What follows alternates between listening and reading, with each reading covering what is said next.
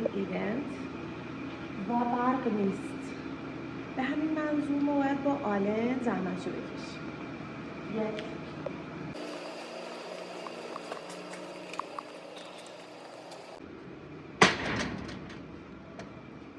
این یه ذره این بگه ماما یه ذره سیف.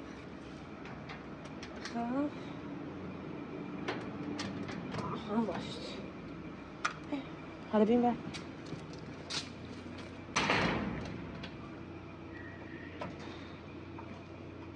بکنم شد ها این که آزم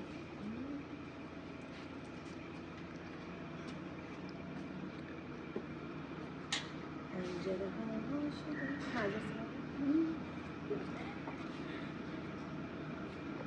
حالا میتونیم بریم دوباره برگردیم همین کارا.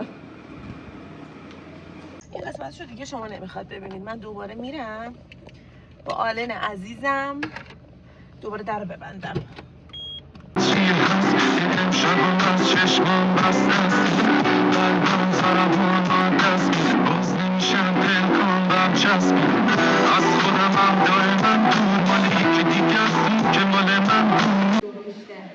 یه دست بزنید گاردتون. تخم مرغمو میشکونمش اینجوری. ببینید بچه این الان شکست.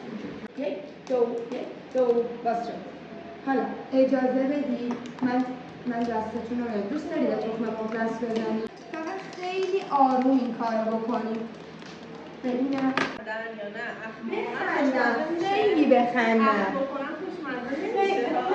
بچه من یه چیزی بهتون بگم. آشپزی خیلی علاقه میخواد تر میشه. چون دیدید غذای مامانمون چقدر خوشمزه است. باید تیکه تیکه ریخت بشه اینجا هم زده بشه. اوکی بچه‌ها کی متوجه ورز دادنه؟ باید دقیقاً خمیر به اون حالتی که بچه‌ها اینو باید می‌کنید الان. اونو شما فشار بده. یه لحظه خوشگلم.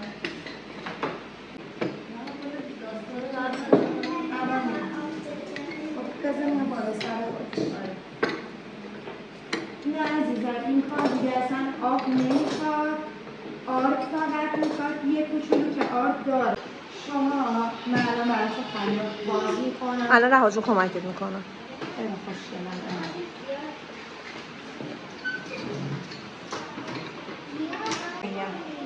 آفرین عالیه. عالی پیش رفتی.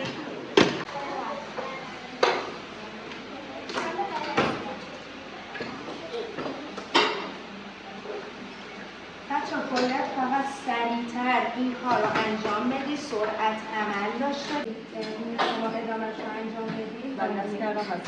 ببینید بچه انقدری باید نازک بشه که دستتون از بیمارش نریزه. خوشگلم این هنوز باز نشد. به مرحله اون نرسیده اصلا. خب من این کمک بدم به شما. عالیه. شما با بردنه ادامهش رو انجام بدید. این شبیه پاتریک شده. دستتو برداری. نه این شبیه پاتریک شده بچه. ولی خب گرفته میشه کاملا درست میشه. اصلا براتون مهم نباشه که این الان شکلش چجوریه. اوکی؟ آره من خوردش کنم فکر کنم. آره دیدی داره بزرگ میشه. دیدی بزرگ شد. بچه اینجا رو نگاه کنید.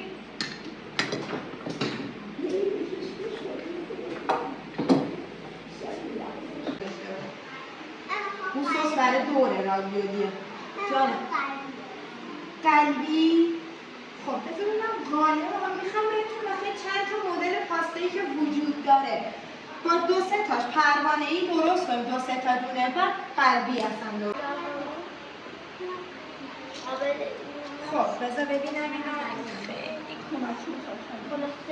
آره خب اینا اینجا باشه. آفرین عزیز دلم عالیه. آفرین بچه. چه دخترایی ماشاءالله.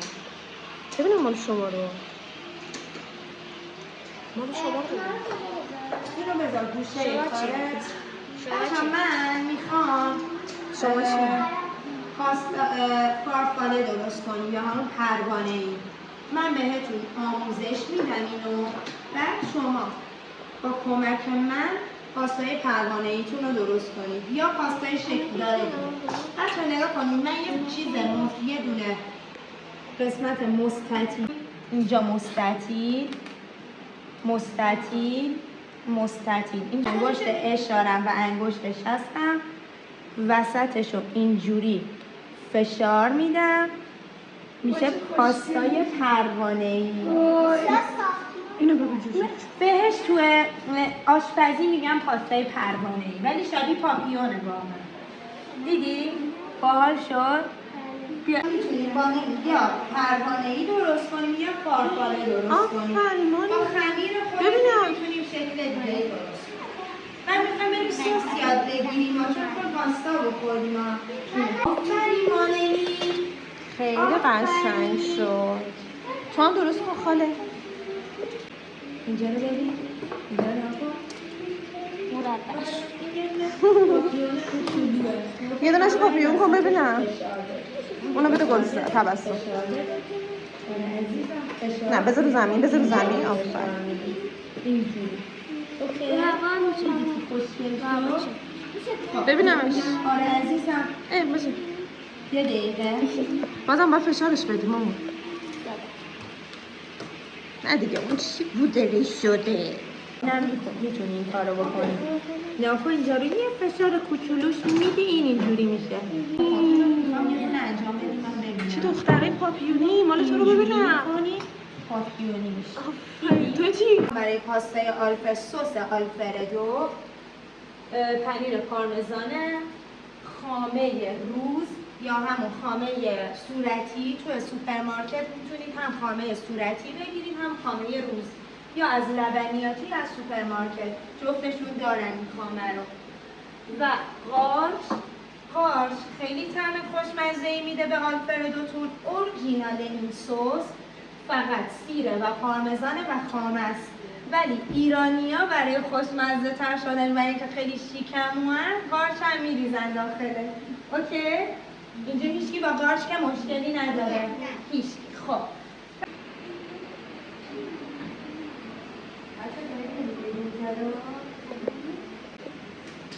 این مال گلساه. آره اونا هم مرتب ولی نگاه کن این وسط اینا رو هم درست کرده. مگه میشه پرو نگاه کن با سلیقه.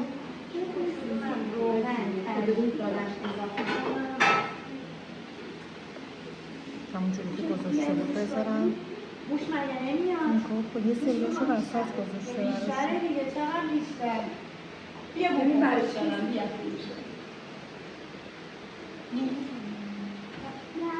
شکلدار حتما میبره. چی؟ حتما شکلدار میبره نه؟ اینا هم مثل تبسمه. چیز اصولی نیستش. جیگر تو بشن. میگه با این چی کار کنم؟ انقدر بچم صرفه جوه. یه کوچولو که قارچم و سبک‌تر شد به این اندازه رسید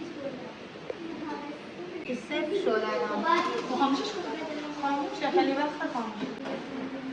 آشپز کوچولو ها. مانلی برو.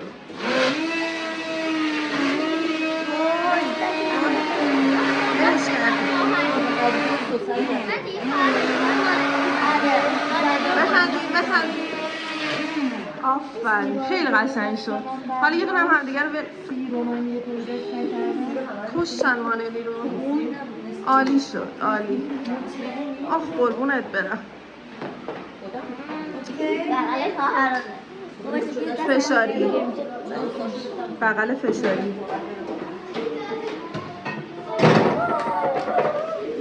الان باید آشپزی کنی؟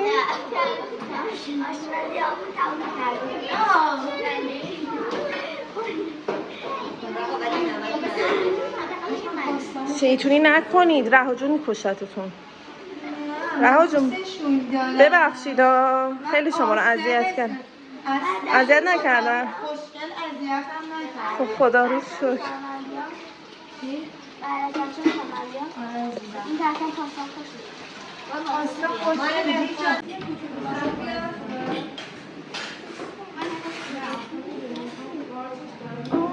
کلاتو بده بالا. تبسم.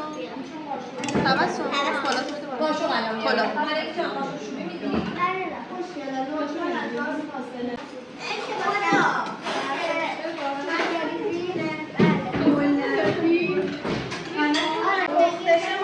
پاستا تو بده من. اینه برای شما. خب بگو بهم میشنوم شاید من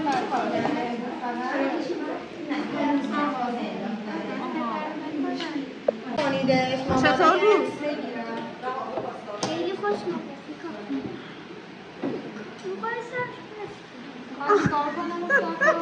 چی شد؟ آره عزیزم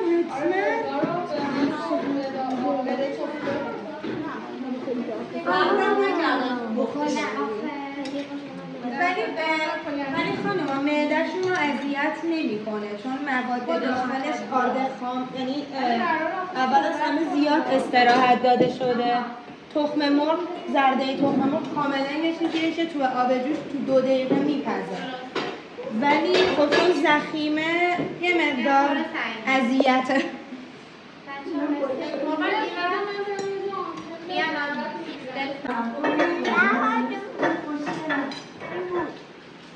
عزیزم بذار ببینم